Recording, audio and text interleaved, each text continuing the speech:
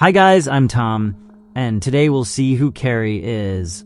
One of the most interesting and tragic characters in horror literature is Carrie White, a young woman whose story is woven with pain, suffering, and a hidden power that will ultimately unleash an unstoppable wave of revenge. From her birth, Carrie has been marked by tragedy, a religious and abusive mother, a life full of humiliation and isolation, and a constant struggle to understand her own powers. This complex mix of vulnerability and strength has made her an unforgettable character, whose story has not only captured the attention of readers, but also filmmakers. The way Carrie faces the cruelty around her, and eventually becomes a being capable of destroying everything in her path, has left a deep mark on the horror genre, turning her into an icon. It is because of how fascinating and complex this character is that, in this video, we will explore her origin, personality, behavior, and her known abilities. To do this, I will provide a detailed summary of the plot, and also explain the differences and similarities between the 1976 and 2013 films, in addition to comparing the details provided by Stephen King's book about this tragedy. Carrie White is a girl born in Chamberlain, Maine, a small town where routine and appearances mean everything. From the beginning, she didn't know what was happening because her mother had never explained anything to her about the body or puberty. Seeing the blood, she thought she was dying. She panicked, screaming and asking her classmates for help. But instead of supporting her, the girls cruelly mocked her. They threw tampons and sanitary pads at her, shouting, "Plug it up, Carrie!" This scene not only reflects the extreme bullying she endured, but also the level of Carrie begins to experience more inexplicable events. Objects moving on their own, doors closing without anyone touching them. She doesn't understand what's happening, but something is changing within her. It's as though the pain accumulated over the years is seeking an outlet, and this manifests itself in the form of telekinesis, a power that will be both her gift and her curse. The beginning of Carrie White is not just the story of an abused girl. It's a portrait of the damage that isolation and a lack of love can cause.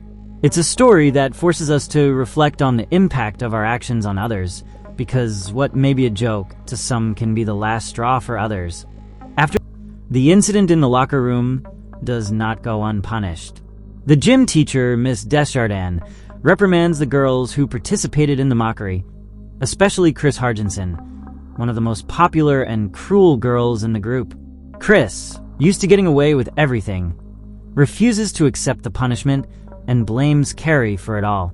This resentment fuels her desire for revenge, which later has catastrophic consequences. On the other hand, Sue Snell, another girl involved in the bullying, starts to feel guilty. Although she isn't as cruel as Chris, Sue knows what they did was wrong. In an attempt to redeem herself, Sue convinces her boyfriend, Tommy Ross, one of the most popular and kindest boys in school, to invite Carrie to the prom. At first, her mother says, "You can't stop me."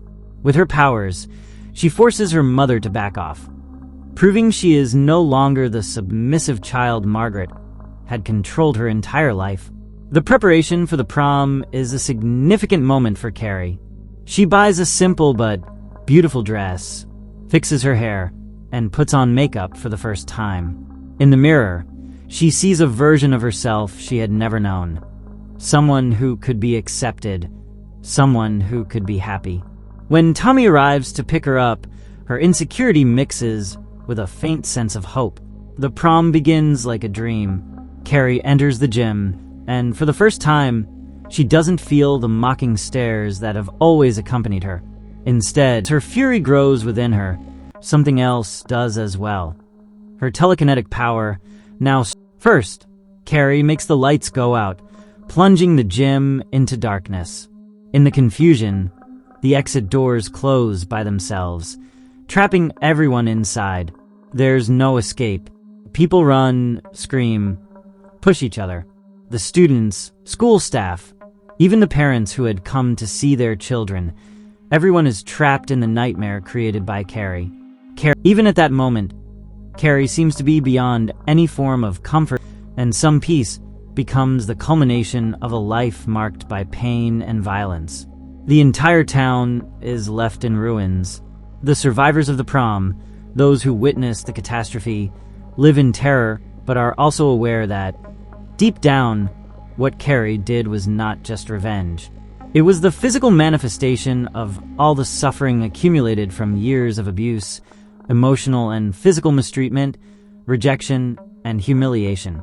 In the end, Carrie White is not only a victim of her power, but also of a society that rejected her and a mother who condemned her to eternal suffering. Her story is a reflection on the damage that abuse, oppression, and cruelty can cause in a human being. Despite her powers, Carrie never had the chance to be free from her fears and suffering.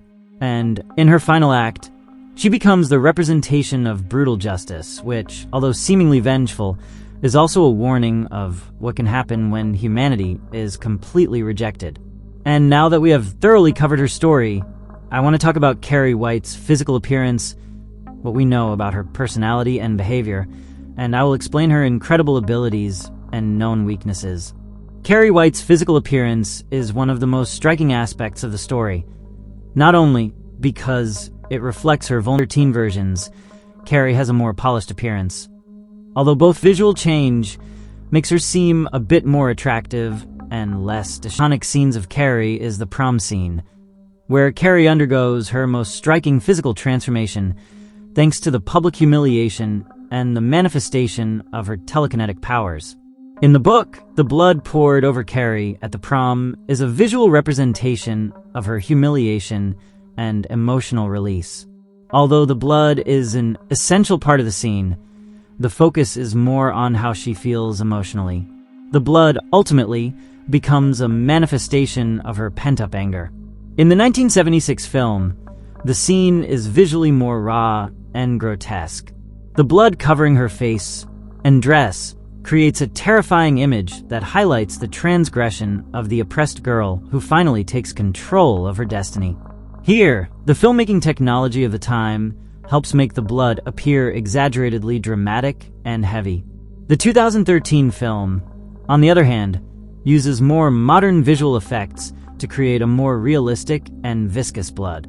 The blood in this version contrasts more sharply with the clean surroundings of the prom, and the intensity of the image is enhanced through the use of digital effects, something that was not possible in the 1976 film.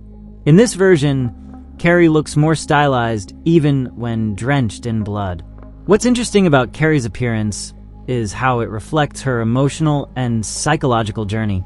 In the book, Carrie is despised for her appearance, seen as a strange girl who is only perceived as a victim. Her physical appearance of fragility and disdain plays a crucial role in how other characters treat her. It is through this appearance that Carrie begins to see that the world rejects and humiliates her. In the films, although the actresses have a more polished appearance compared to the description in the book, the filmmakers try to capture the same sense of isolation and abuse that characterizes King's Carrie. However, due to the conventions of cinema and visual effects, the cinematic versions tend to create a more visually impactful image, rather than emphasizing the character's internal fragility as much. Carrie White's personality is one of the most complex and tragic aspects of her story, and how it manifests varies depending on the version we consider. In Stephen King's book, Carrie is a deeply insecure girl, marked by a life of emotional suffering and constant abuse. Her relationship with her mother and her interaction with others is minimal. Although she has some contact with Sue Snell, it is more of a relationship based on guilt and redemption than a true friendship. Carrie in the book is isolated, emotionally distant from everyone, even from those who try to help her. Sue, in particular, is seen with some distrust by Carrie, as she doesn't truly understand the young girl's suffering. The 1976 film adds nuance to that relationship. While the relationship with her mother remains central and destructive, the friendship with Sue is seen as an attempt at redemption, but also a pitiable and guilty approach to Carrie. Sue seems to try to help Carrie, but her lack of understanding of Carrie's true suffering leaves the relationship in uncertain territory. Carrie's interaction with other characters is also somewhat limited, as her insecurity and fear keep her on the sidelines. In the 2013 film, Carrie's relationship with Sue is handled in a more direct and compassionate way, but it remains a relationship of guilt and regret. Carrie's mother, more terrifying than ever, is even more emotionally shattered, intensifying Carrie's alienation compared to previous versions. This film, despite being more modern, maintains the tragedy in Carrie's personal relationships, showing her as a lost and torn person, both by society and her mother. Carrie White's abilities primarily revolve around her telekinetic power, a skill that allows her to move objects with her mind.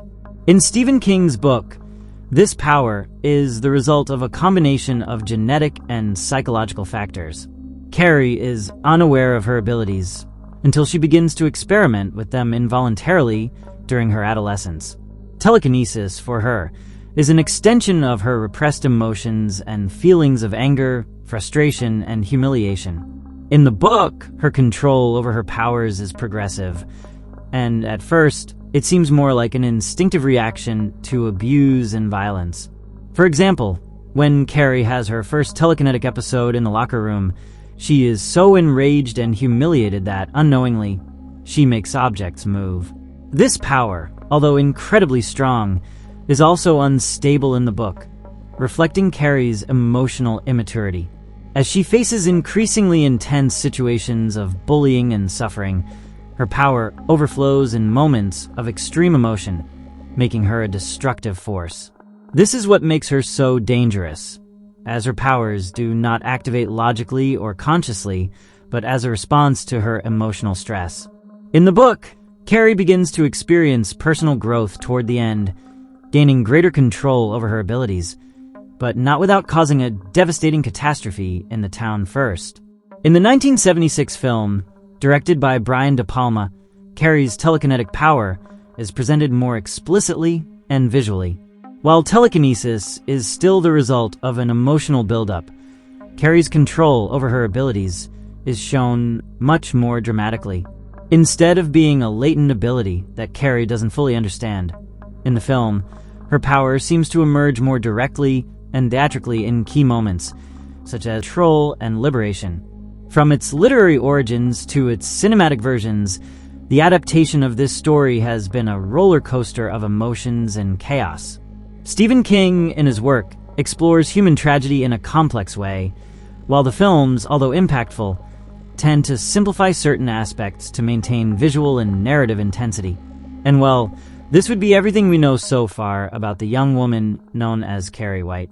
Although I didn't agree with the ending this character had in her story, I would have liked it if, in the end, someone could have understood Carrie better and gotten closer to her.